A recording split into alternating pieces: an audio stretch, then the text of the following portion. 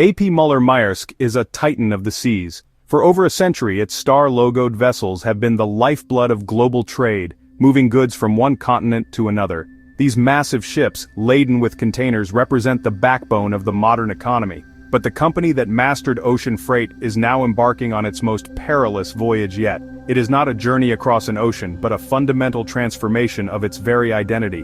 Maersk is spending billions to evolve from a simple shipping line into a one-stop shop for global logistics. This is a high-stakes gamble, an $8 billion bet that it can master not just the sea, but the entire supply chain, from the factory floor to the customer's front door. The strategy is born from a harsh reality. The container shipping industry is notoriously cyclical. It experiences dramatic booms and busts. When demand is high, profits soar, as seen during the post-pandemic supply chain crunch. But when demand slumps, freight rates plummet, erasing those gains. This volatility makes long-term planning difficult and investors nervous. Maersk's leadership wants to escape this roller coaster. They envision a future where the company offers stable, predictable services like warehousing, customs brokerage, and last-mile delivery. This creates stickier customer relationships and generates more reliable revenue streams, insulating the company from the chaotic swings of the spot market for ocean freight. This pivot is more than just a business decision. It is an attempt to redefine what a shipping company can be in the 21st century. The vision is compelling. Imagine a single company managing every step of a product's journey. A sneaker made in a Vietnamese factory is picked up by a Maersk truck, stored in a Maersk warehouse, loaded onto a Maersk ship, cleared through customs by Maersk agents, and delivered to a European retailer by a Maersk delivery service. This seamless end-to-end control promises unprecedented efficiency and transparency for customers. It is a powerful sales pitch in a world where supply chain disruptions have become a constant headache for businesses of all sizes. But ambition and execution are two different things. This transformation is fraught with immense risk. Maersk is venturing into crowded and complex markets where it has less experience. It is competing with established logistics giants like DHL, Nagel, and UPS, who have spent decades perfecting their land-based operations. The company is fundamentally altering its corporate DNA, a process that is always painful and often fails. The question hanging over its Copenhagen headquarters is stark. Can this old-world leviathan of the sea learn new tricks and conquer the land? Its success or failure will offer a powerful lesson for any large, established company trying to reinvent itself for a new era. At the heart of Maersk's transformation is a concept it calls the Integrator Strategy. This is the blueprint for its evolution from a port-to-port carrier into a full-service logistics partner. The core idea is to bundle its world-class ocean shipping network with a comprehensive suite of land-based services. The company is no longer content to just move a container from Shanghai to Rotterdam. It wants to manage the entire journey. This means controlling the flow of goods through every link in the supply chain, offering a single, integrated solution managed by one company. It is a move from selling a commodity, space on a ship, to selling a sophisticated, high-value service. To build this integrated network, Maersk has gone on a multi-billion-dollar shopping spree. It has spent approximately $8 billion acquiring a diverse portfolio of logistics companies. These acquisitions include Pilot Freight Services, a specialist in bulky and difficult-to-handle goods in North America, Senator International, a German-based air freight forwarder, and LF Logistics, a Hong Kong-based firm with a strong warehousing and distribution network across Asia.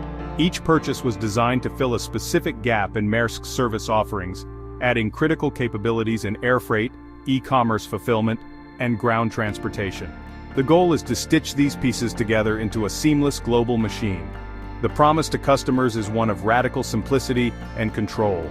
In a traditional supply chain, a company might have to deal with a dozen different vendors: a trucking company, a freight forwarder, a shipping line, a customs broker, and a warehousing operator. This creates complexity, paperwork, and multiple points of potential failure. Maersk's pitch is to eliminate all that. By offering a single point of contact and a unified digital platform, it aims to provide customers with unparalleled visibility and predictability. They can track their cargo in real time, from the moment it leaves the factory to its final delivery, all through a single Maersk interface. This is the ultimate prize, making global logistics as simple as ordering a package online. But this strategy also represents a fundamental break with its past. For decades, Maersk worked closely with freight forwarders who were its biggest customers. These forwarders act as intermediaries, booking space on ships for their own clients.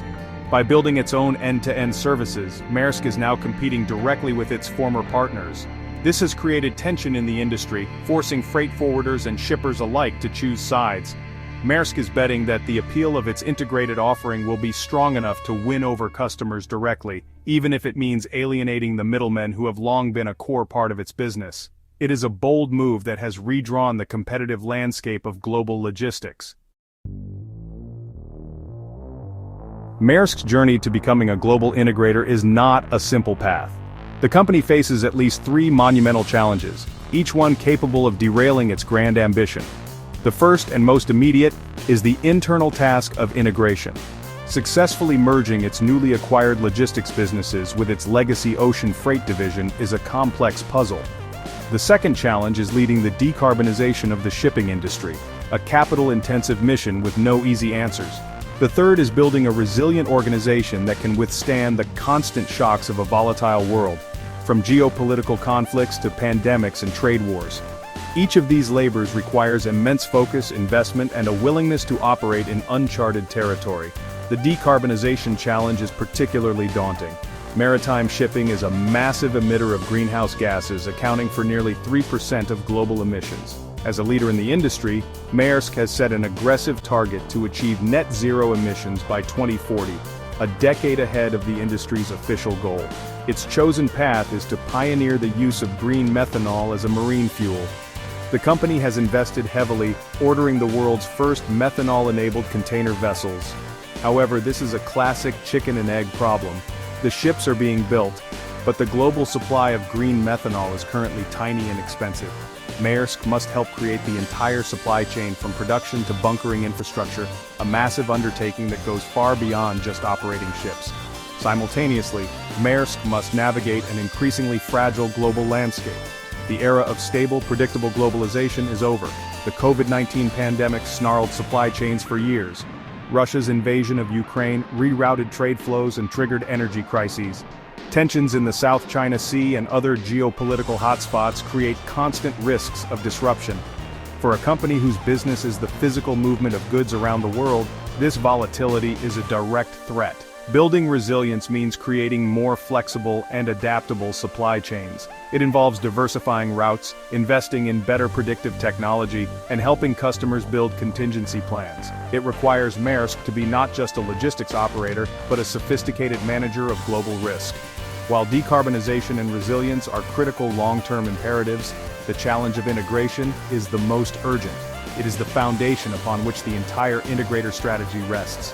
If Maersk cannot make its different parts work together seamlessly, its grand vision will remain just that, a vision. The promises of a simple one-stop solution for customers will ring hollow if the internal reality is a collection of siloed, disconnected businesses.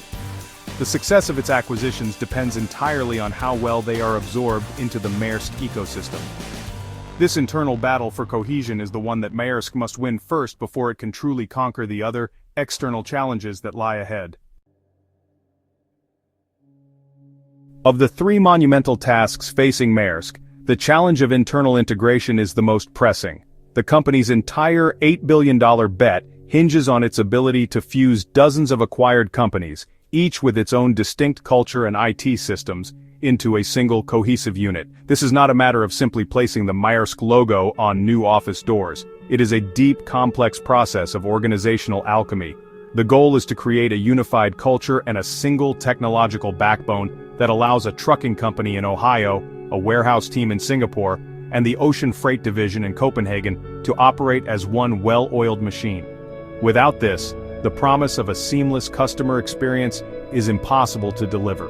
The cultural clash is a significant hurdle. Maersk has a century-old culture forged in the disciplined hierarchical world of shipping.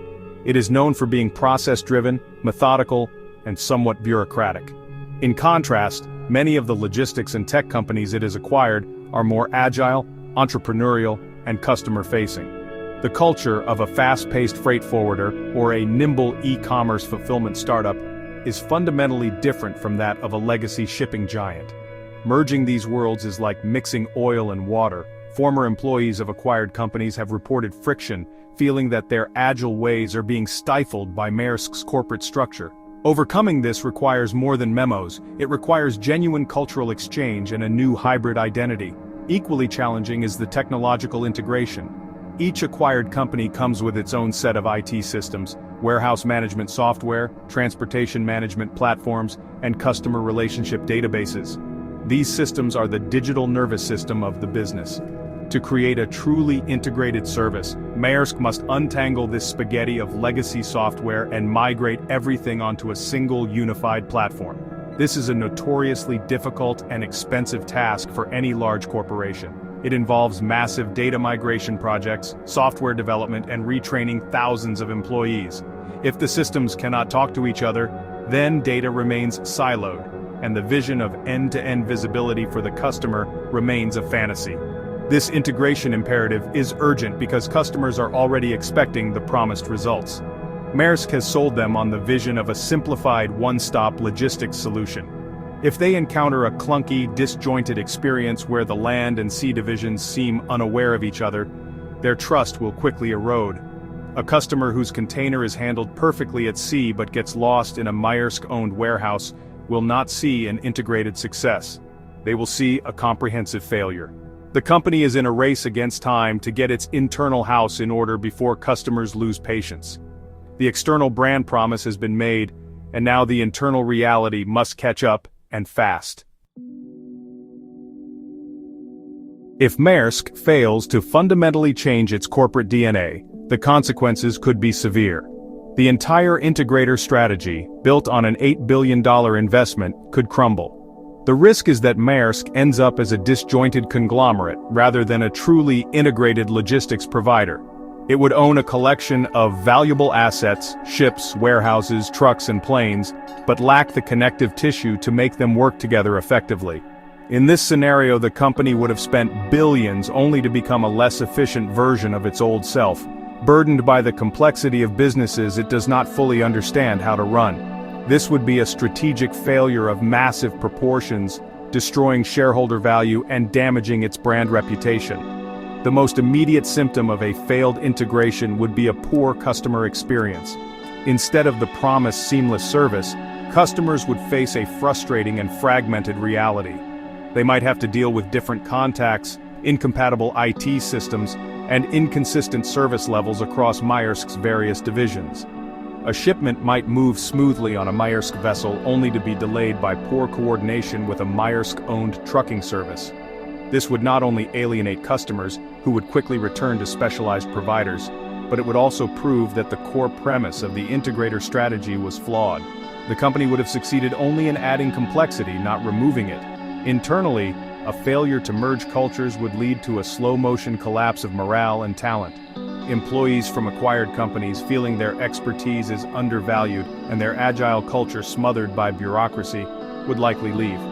This would trigger a brain drain of crucial logistics expertise, the very talent Maersk spent billions to acquire. The company would be left with expensive assets, but without the skilled people needed to operate them effectively. An organization at war with itself cannot present a unified face to the customer. This internal friction would paralyze decision-making, stifle innovation, and ensure that the promised synergies from the acquisitions never materialize. Ultimately, a failed transformation would leave Maersk in a worse position than when it started. It would be stuck in the middle, no longer a pure, efficient ocean carrier, but not a successful integrated logistics company either. Competitors, both the nimble logistics specialists and other shipping lines that chose a different path, would likely seize the advantage. The company would have diluted its focus and squandered a massive amount of capital, all while its core shipping business continues to face the same cyclical pressures it was trying to escape. The story of Maersk would become a cautionary tale of a corporate giant whose ambition outstripped its ability to execute fundamental internal change.